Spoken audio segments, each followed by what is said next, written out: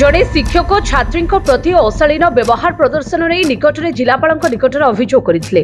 तेबे सूचना अनुसार हारामाल सरकारी प्राथमिक विद्यालय में प्रधान शिक्षक भाव कार्यरत प्रकाश चंद्र पंडा विरोध में छात्री प्रति अशालीन व्यवहार सहित जड़े पाचिका असौजन्य व्यवहार प्रदर्शन करते।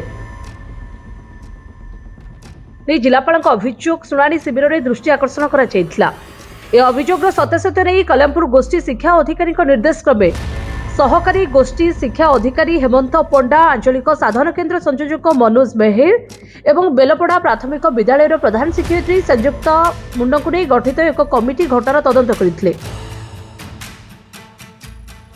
तदंत कमिटी निकट में छात्री समेत संपृक्त पाचिका निज पक्ष रखुले।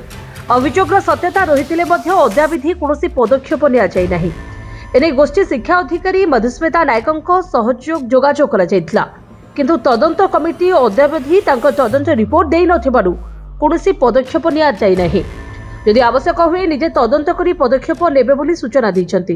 अन्यपटे एथिपाई शनिवार हारामाल गस्तरे आसिथिबा धर्मगुड़ विधायक सुधीर पांड्य सिंह निकट में अभिभावक माने लिखित भाव चढ़ाइछन्ति।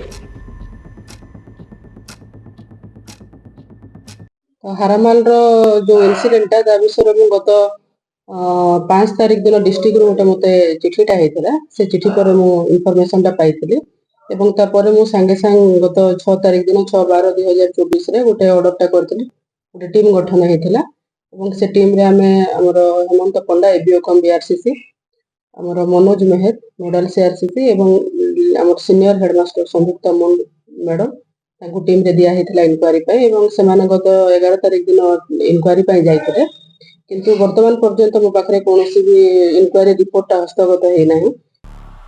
कलाहांडी दीपक कुमार साहू का रिपोर्ट जेहेवा न्यूज।